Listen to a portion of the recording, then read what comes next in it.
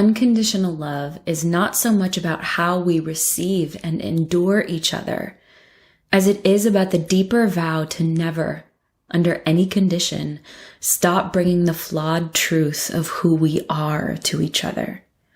Mark Nepo. Hi, I am Jaclyn Steele, and welcome to Self-Discovery. Howard Thurman so beautifully wrote, "Don't ask what the world needs. Ask what makes you come alive and go do it. Because what the world needs is people who have come alive." Coming alive. That, my friends, is what self-discovery is all about. Who is it? You wear that mask for?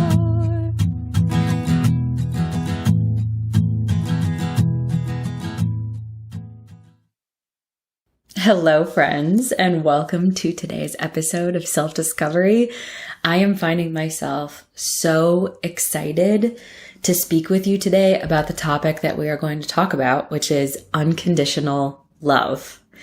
Before I dive into this, what seems like a very simple topic, but actually has so much brewing beneath the surface, I do want to say, please leave me a review if you haven't. If you like this podcast and you have been listening to it for a while and you are gaining some sustenance and empowerment and encouragement from it, please leave me a review.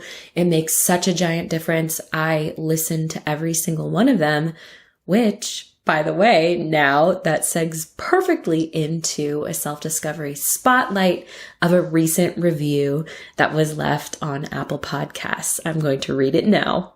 Ash writes, "Love this podcast. Jaclyn paints the world with beauty through her words and beautiful soul in this podcast. Her words resonate to the depths of the soul as she uses her words for healing and educating. Thank you for spreading your magic in the world and leaving it a little better than you found it." Oh, this is exactly why I make this podcast, Ash. So thank you so much for taking the time to leave it a review. Second thing, you guys already know what I'm going to talk about. Join the Sacred Rebel Affirmation Group. All you have to do is text me at 480-531-6858. That's also in the show notes. Again, it's 480-531-6858 and type sacred after you opt in, and you will get several texts from me during the week that I just know they're going to land right at the right time. They're encouraging, uplifting, help you to just feel present in the moment, alive texts. So please join that group. I'd love to have you. It's completely free. All right. I'm trying to think if I have any other business to talk to you guys about. I really don't. I'm sitting here in my office. I'm in Arizona. If you've been following me on this podcast journey from the beginning, you know it has taken me all over the place. I started it in Athens, Georgia. Then I lived in an RV for 10 months, traveling around. And now I am in the Phoenix area of Arizona and absolutely loving it, especially now that the weather is cooling off. So much more now that the weather is cooling off. And I'm sitting in my office. We got our storage unit delivered to us after being without it for 13 months. And I am not surrounded by boxes, but there are several boxes around. I put all my books away, which my books for me are like my long lost friends, in bookcases that I bought. And they are beautifully displayed behind me. And I feel a renewed sense of energy in this office, because before I had my belongings, it was just 4 white walls and a makeshift desk, because the desk that I ordered, it actually just came in. I ordered it in April. It's now the end of September. It'll be close to the beginning of October when you listen to this podcast, and I've been waiting for 5 months for this desk.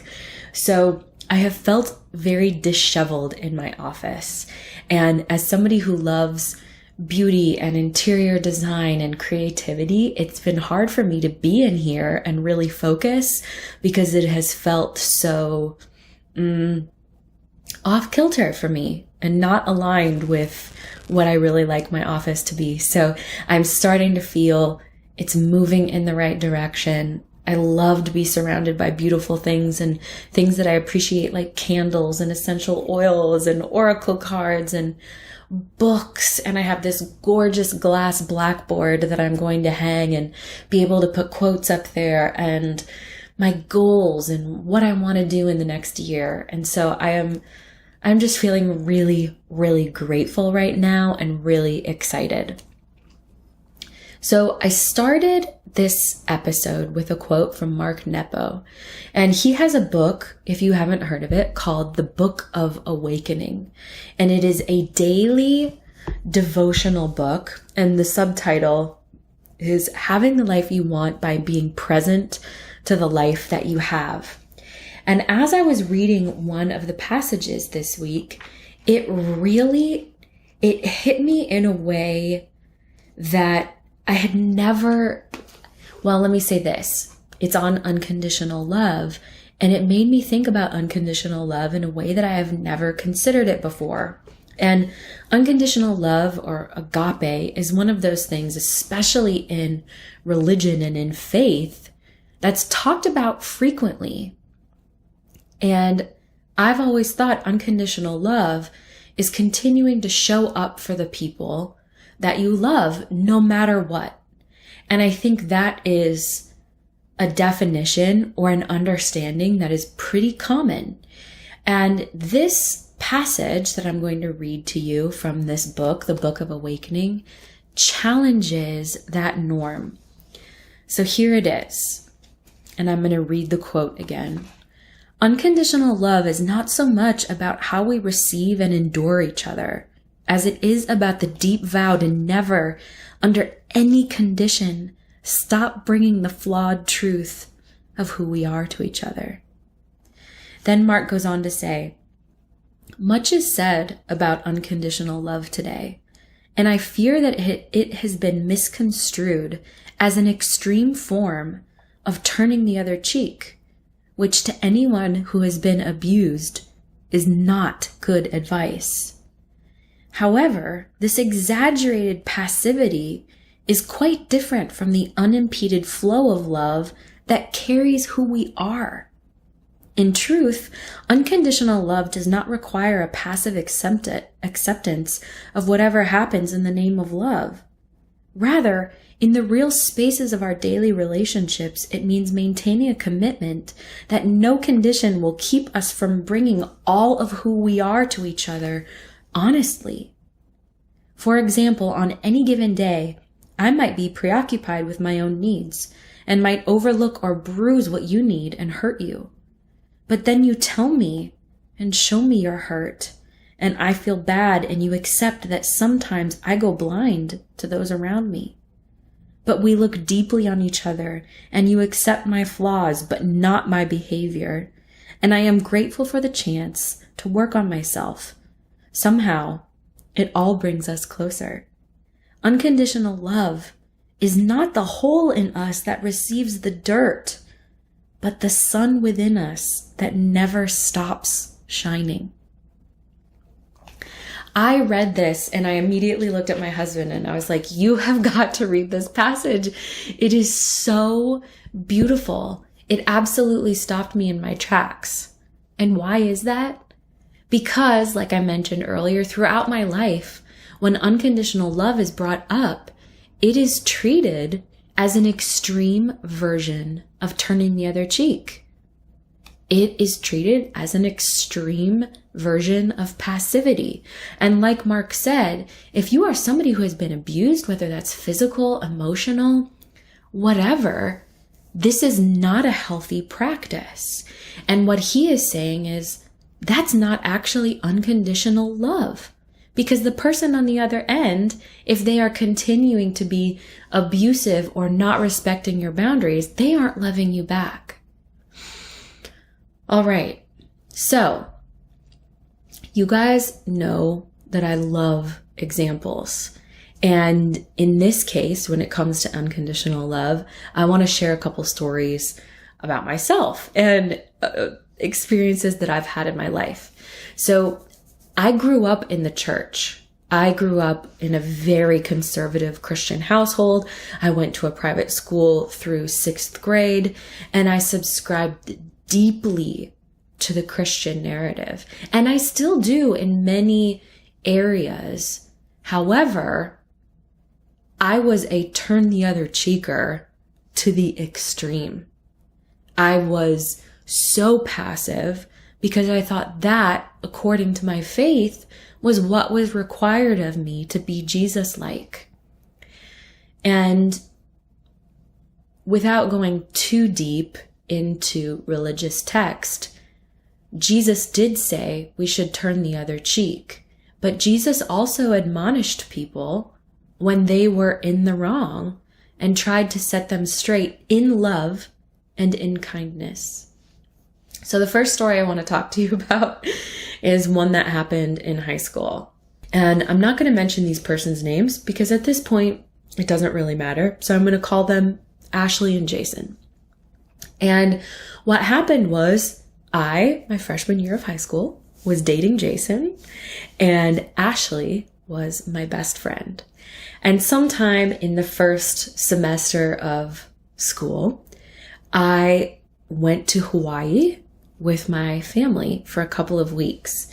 And while I was in Hawaii, another one of my friends messaged me and she said, I just saw Ashley and Jason walking down the street and they were holding hands. Do you know about this?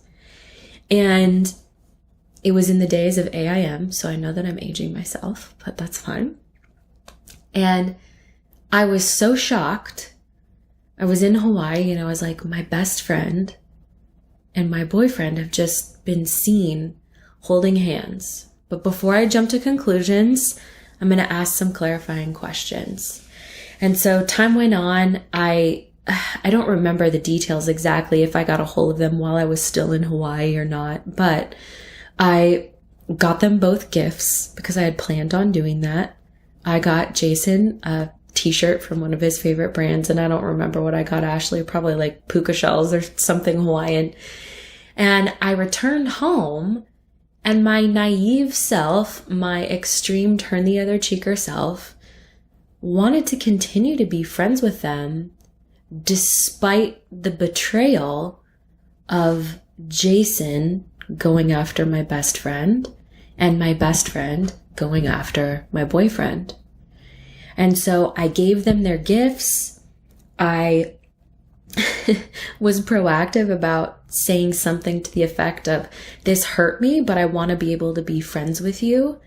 And I thought that we would be able to be friends still. I was such a loyal little Lydia when I was that age, and I so craved friendship that I was willing to take scraps. And what happened was, from my perspective, they were so surprised that I was so willing to continue to be friends with them that they actually did the opposite and ostracized me. And Ashley went on to spread rumors about me and say all kinds of things. She was on the yearbook committee. She took me out of yearbook photos. I mean, it was a really cruel, cruel thing after I had tried several times to continue to be friends with them. And the takeaway of that is my sweet freshman year self was trying to exercise unconditional love in an environment that didn't warrant unconditional love. And it's so important to understand what environments are worthy of the goldenness of our hearts and what environments are absolutely not worthy of the goldenness of our hearts.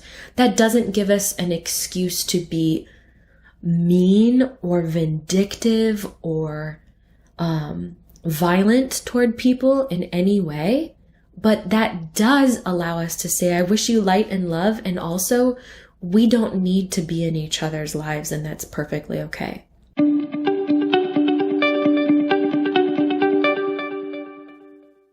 All right, we have come to the part of the episode that I have dubbed, "These are a few of my favorite things." And today I'm going to introduce you to Organic Basics. Here is how they describe themselves on their website. And I think this is significant because it displays their commitment to excellence and also their awesome Danish personality as a company. I have Danish heritage, so I definitely wanted to highlight this part. There is one swear word to follow, so shield your children's ears. The fashion industry is a dirty bastard. So we put sustainable thinking at the center of everything. That means we only choose fabrics that care for our environment, and we only ever partner with factories that care about their impact too. When we say sustainability is our core mission, we don't mean that sustainability is nice to have. We mean that it's the only way we act. That mission is why I love Organic Basics so much. Well, that and the quality of their items. There's such a giant difference between a fast fashion basic and the quality of what Organic Basics brings to the table. Their apparel and undergarments are built to last, and you will be able to see that before even opening the beautifully branded box they come in. I have their tank and panties in Dusty Rose from their Tencel collection. And let me just say, it was a love connection before I even put them on. The Tencel collection is a silky feeling material made sustainably of wood pulp. So freaking soft. And you guys know I'm picky about my color choices, and their color selection is just, it's so dang beautiful. Visit organicbasics.com and use the discount code in the show notes below. Or you can visit jaclynsteele.com/organicbasics to peek my favorite OB finds and get 10% off. All links and codes are in the show notes below. And now back to the episode.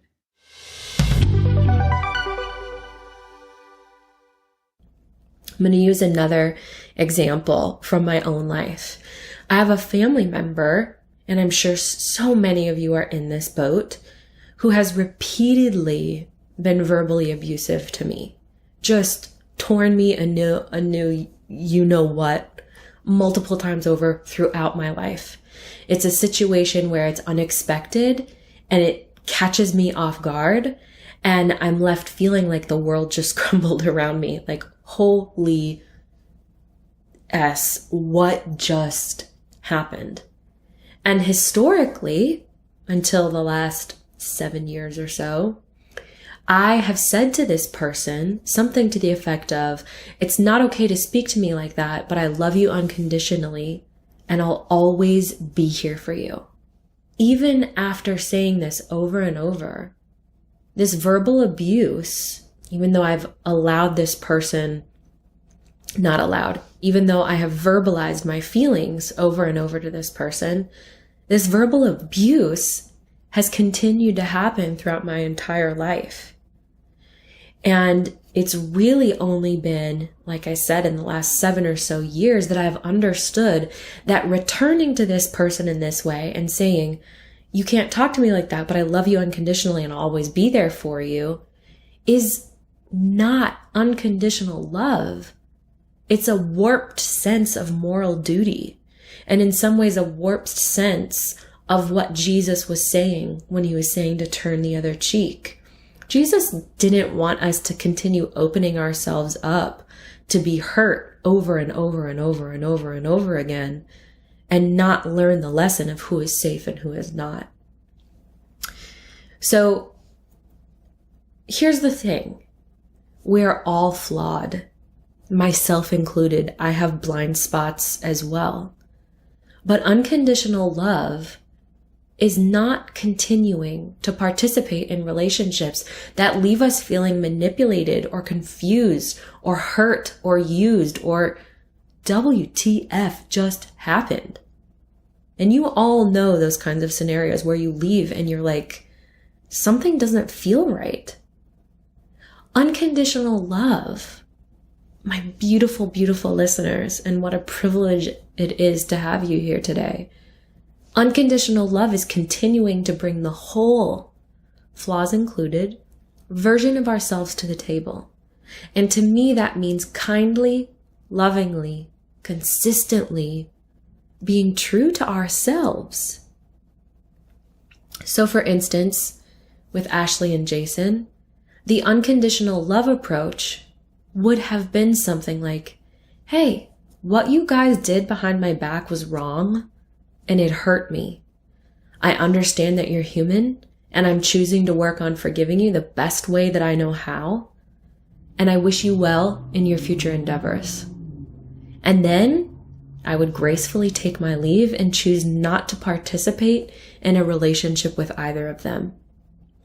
With my verbally abusive family member, a much healthier approach would have been, and now I know this from experience, hey, I love you. I can see that you are upset, but this way of speaking to me is not okay with me. I'm going to leave now and take some space, and if and when I'm ready to speak with you, I will let you know. And calmly hang up the phone or leave the space. Unconditional love to me is creating a scenario in which we are able to have inner peace in the midst of relationship. And we all know relationship is not easy. Any kind of relationship, whether it's romantic or a friendship or just out and about in the world. And having peace in the midst of relationship is not easy. Relationships are hard and messy and confusing, and our egos can get involved and make us really, really, really want to be right. I'm guilty of that too. This is all part of it. It's all part of the opportunity in relationships to go to the next level of relationship. However, this is where so many of us stop. We get uncomfortable and we don't want to deal with the discomfort. Or we get scared that if we say something, we will lose that person in our lives. But again, unconditional love is bringing the flawed fullness of ourselves to the table. And if we are hurting someone, or someone is hurting us, they have a right to say something, and so do we. Will it be uncomfortable? Probably.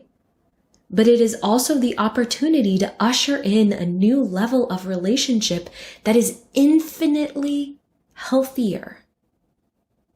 And if that person refuses to speak to you anymore because you bring up your feelings, then it says a lot more about them than it does about you. I've spoken so much about fear lately because it seems to be gripping on to everything in our world. It's understandable. We're in a time where there is a lot of uncertainty and mystery around the information out there. When it comes to relationships, though, at 35 years old now, I'm realizing some things, and I want to share them. Number one, I want unconditional love to be part of every real relationship I have. Like I said, I'm 35 years old. And if there isn't a sense of reciprocity and ease, I don't want to be investing my time in it. I want to be able to speak my mind. And I want the person I'm in a relationship with to be able to speak their mind too. If both parties are willing to do this and hold space, even in discomfort, then the depth of relationship that ensues is worth 1,000,000 surface level relationships to me. And I'll say and admit, my honesty has caused relationships in my 35 years of existence to sometimes end. But on the flip side, my honesty, truth spoken in love, has also caused some of my relationships to become so much healthier and brighter and bolder and more fulfilling. Relationships that I believe will be lifelong and are such a huge source of encouragement and comfort and growth in my life. Second thing I want to share is I want to get comfortable with being uncomfortable.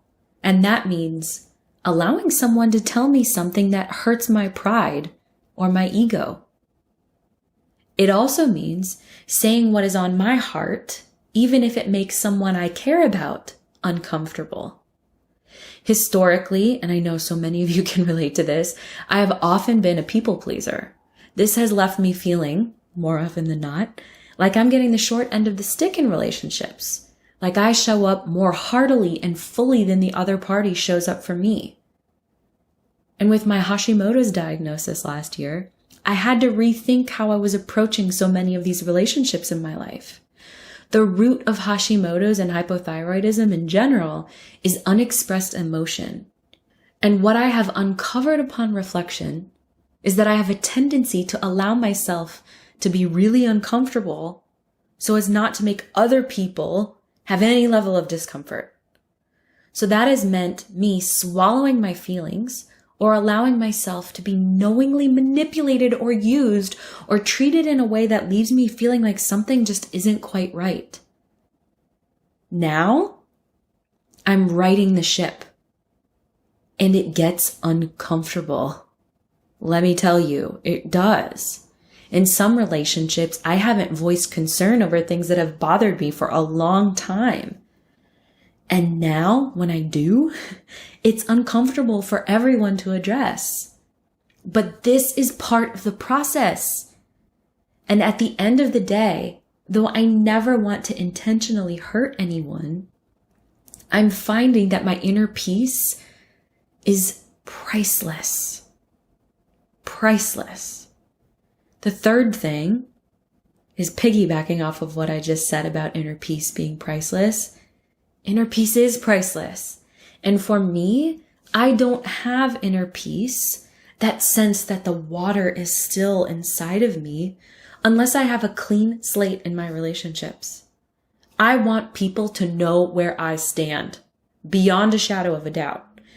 I want to live in line with my integrity, and I want to love myself and respect myself enough to say something when there is a boundary being crossed. Again, in the past, I have thought turning the other cheek is the most merciful thing. But now I'm realizing turning the other cheek was often a cop-out. If a situation is a one-off, to me, it's not that big of a deal. If somebody crosses a boundary once, it could just be a mistake. But if a situation becomes a repeating pattern that leaves me feeling confused or hurt or manipulated, it's worth saying something. The flip side of the coin is that if we choose not to say anything, that energy stays with us and it festers. And guess what?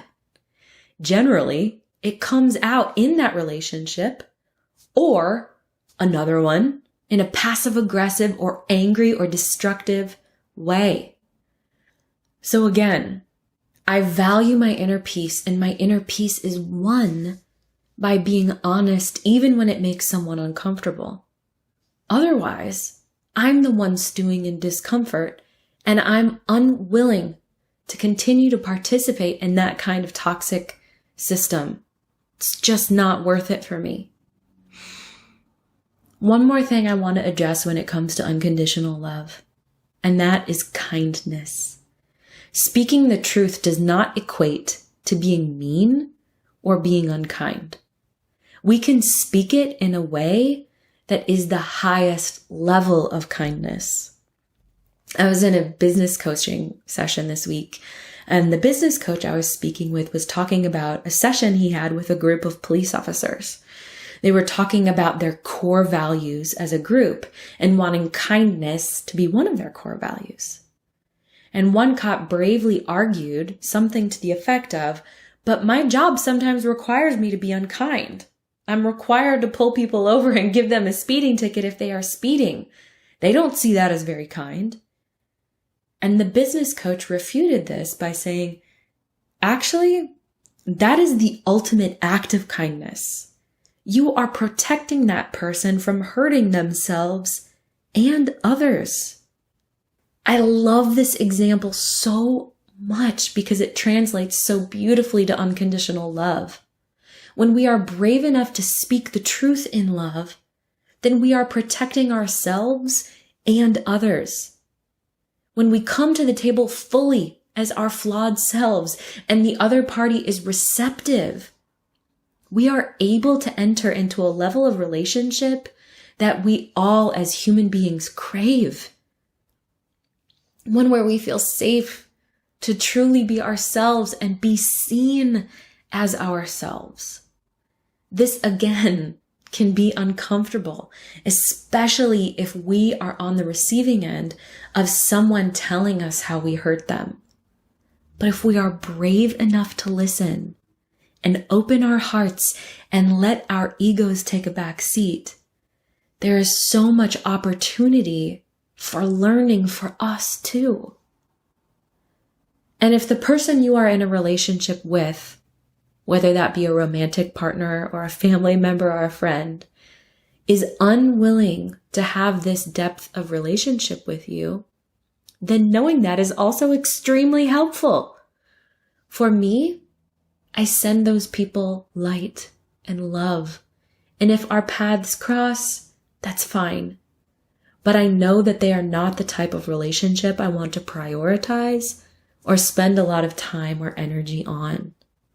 If I can't be myself and show up fully and share my feelings, that's not a real friendship to me. And if anyone on the opposite end of a relationship with me feels that they cannot show up fully as their biggest, brightest, boldest selves and share their feelings with me, even if it is them sharing that I hurt them, then that's not a real relationship.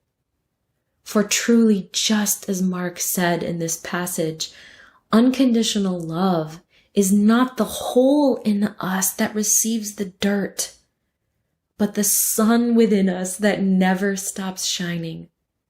So shine, my friend. Be brave enough to be your truest, most honest self, and allow the space for the people you love to do the same.